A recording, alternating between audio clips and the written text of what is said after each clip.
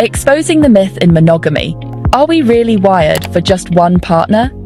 For centuries, the idea of monogamy has been deeply woven into the fabric of many societies. It's the story we see in fairy tales, the plot of countless romantic comedies, and the expectation that's often handed down from generation to generation. But have you ever stopped to wonder, is this really the only way humans are meant to love? Or is it just one chapter in a much bigger, more complex story about relationships, connection, and what it means to be human? Today, we're going to peel back the layers of tradition, culture, and science to ask a question that might make you rethink everything you thought you knew about love and marriage. Or is there more to the story of love and marriage than we thought? When you look around, it's easy to see why monogamy is so celebrated. From the moment we're young, we're told to search for the one, that special person who will complete us, stand by our side through thick and thin, and be our partner for life. But what if the reality is more nuanced? What if, instead of a single path, there are many different ways to build a happy, healthy, and fulfilling relationship? Let's take a closer look at the history, science, and lived experiences that challenge the idea that monogamy is the only, or even the best, way to love. Let's break it down. First, let's talk about where the idea of monogamy comes from. While it might seem like the natural way to form relationships, the truth is that monogamy is a relatively recent development in human history. For much of our existence as a species, humans lived in small, close-knit groups where relationships were often fluid and flexible. In fact, anthropologists have found evidence of a wide variety of relationship structures across different cultures and time periods, from polygamy, where one person has multiple spouses, to communal living arrangements, where child-rearing and resources are shared among many adults. So why did monogamy become so popular? Some experts believe it has to do with the rise of agriculture and private property. As societies became more settled and people began to accumulate land and wealth, it became important to know who your heirs were. Monogamy offered a way to ensure that property and resources stayed within the family line. For ages, monogamy has been sold as the gold standard for marriage. Just you, your soulmate, and maybe a dog. It's the image we see in advertisements, movies, and even in the way we talk about relationships. The happily ever after ending almost always features a couple riding off into the sunset together, hand in hand. But is this really the only way to find happiness and fulfillment? Or is it just one version of a much bigger story? The truth is, the idea of a single soulmate is a relatively modern invention. In many cultures throughout history, marriage was less about love and more about alliances, economics, and survival. The romantic ideal of finding the one is a powerful story, but it's not the only story. But fresh studies from social scientists and evolutionary biologists are flipping that idea on its head. Recent research suggests that humans are far more adaptable and diverse in their relationship preferences than we've been led to believe. In fact, when scientists look at the animal kingdom, they find that true monogamy is actually quite rare. Most species, including our closest primate relatives, form a variety of social bonds. Some monogamous, some polygamous, and some that don't fit neatly into any category. So why do we assume that monogamy is the natural way for humans to pair up? The answer might surprise you. It turns out that our brains and bodies are wired for both connection and variety. Some people thrive in monogamous relationships, while others find happiness in more open or communal arrangements. The key is understanding what works best for you, and being honest about your needs and desires. Turns out, polygamous arrangements, think one person with multiple spouses, can have some surprising perks. While polygamy is often misunderstood or even stigmatized in many parts of the world, it's actually a common and accepted practice in dozens of cultures. In fact, more than 80% of societies documented by anthropologists have allowed some form of polygamy at some point in their history. And while it's not for everyone, there are some real benefits to these kinds of relationships. For one thing, polygamous families often have larger support networks. With more adults in the household, there are more hands to help with child-rearing, chores, and emotional support. This can lead to stronger bonds between family members and a greater sense of community. In fact, when you look at the practical side of things, polygamous families often enjoy economic advantages that monogamous couples might not have. We're talking economic advantages, like sharing resources and responsibilities. Imagine splitting the cost of rent, groceries, and utilities among 3 or 4 adults instead of just 2. Or having multiple people to pitch in when someone gets sick, loses a job, or needs help with the kids. In many ways, polygamous households function like small communities, pooling their resources and working together to create a stable, supportive environment.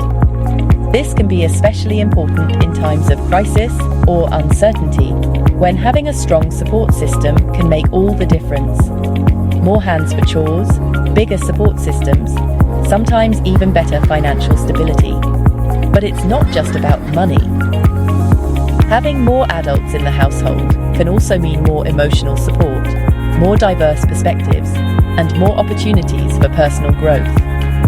In polygamous families, children often benefit from having multiple role models and caregivers, which can lead to stronger social skills and a greater sense of belonging. And for adults, being part of a larger family can provide a sense of purpose and connection that goes beyond the traditional couple dynamic. Of course, these arrangements aren't without their challenges. Jealousy, communication issues, and social stigma can all be real obstacles. But for many people, the benefits outweigh the drawbacks. And when it comes to happiness and loyalty, science says those aren't exclusive to monogamy either. In fact, studies have shown that people in consensual, non-monogamous relationships, like polyamory or open marriages, report similar levels of satisfaction, trust, and commitment as those in monogamous relationships. The key, researchers say, is not the structure of the relationship, but the quality of the connection between partners. Honesty, communication, and mutual respect are what really matter, no matter how many people are involved. So if you've ever felt like you don't quite fit the mold of traditional monogamy, you're not alone. There are countless ways to build a happy, healthy, and loving relationship. And the best one is the one that works for you. Many polygamous families report strong emotional bonds and teamwork. In fact, some say that having multiple partners allows them to share the ups and downs of life in a way that feels more balanced and supportive. When one person is having a tough day, there's always someone else to step in and help out. And when it comes to raising children, having more adults around can mean more love, more guidance, and more opportunities for kids to learn and grow. Of course, every family is different, and what works for one group might not work for another. But the point is, there's no one-size-fits-all answer when it comes to love and relationships. Around the world, the way people form relationships is as diverse as the cultures themselves. In some places, arranged marriages are the norm, while in others, people are free to choose their own partners. Some societies value large extended families, while others prioritize the nuclear family model. And in many cultures, polygamy is not only accepted, but celebrated as a way to strengthen social ties and build community. The point is, there's no single right way to love. What matters most is finding a path that feels authentic and fulfilling for you and your partners. Of course, context matters a lot. The way we think about relationships is shaped by a complex mix of history, culture, religion, and personal experience. What works in one society might not work in another, and what feels right for one person might not feel right for someone else. That's why it's so important to approach these conversations with an open mind and a willingness to learn from others. Whether you're monogamous, polygamous, or somewhere in between, the most important thing is to be honest with yourself and your partners about what you want and need. Culture, religion, and local laws play huge roles in what works and what doesn't. In some countries, polygamy is legal and widely practiced, while in others, it's strictly forbidden. Religious beliefs can also shape the way people think about marriage and relationships, with some faiths promoting monogamy as the ideal, and others allowing or even encouraging polygamy. And of course, the legal system can have a big impact on what kinds of relationships are recognized and protected. But no matter where you live or what you believe, the most important thing is to find a relationship structure that feels right for you. But here's the twist. The classic one true love model? It's a beautiful story, but it's not the only one. In fact, the idea that there's just one perfect person out there for each of us is more of a cultural myth than a scientific fact. People are capable of forming deep, meaningful connections with many different partners over the course of their lives. And for some, the idea of building a family or community with multiple partners is not only appealing, but deeply fulfilling. The key is to be honest about what you want and to find partners who share your values and goals. It might just be one option among many, not the universal answer. So, what does this mean for you? It means that you have the freedom to choose the kind of relationship that works best for you. Whether that's monogamy, polygamy, polyamory, or something else entirely, the most important thing is to be true to yourself and your partners. Don't let society, tradition, or anyone else tell you what kind of love is right or wrong.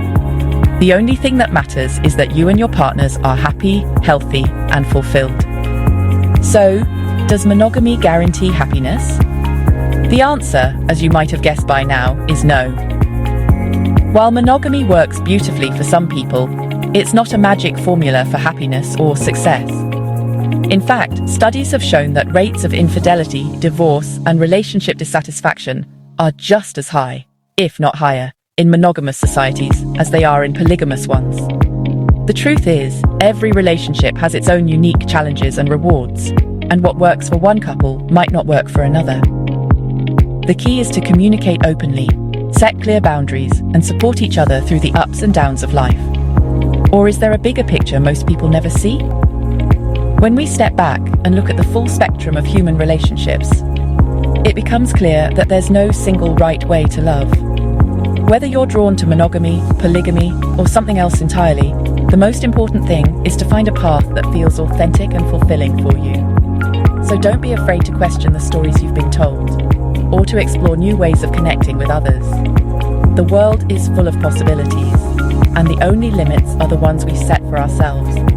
Drop your thoughts below, hit like if this shook up your beliefs, and subscribe for more surprising social science. Whether you're monogamous, polygamous, or still figuring it out, your story matters. Let's keep the conversation going, because when it comes to love, there's always more to learn, more to share, and more ways to grow together.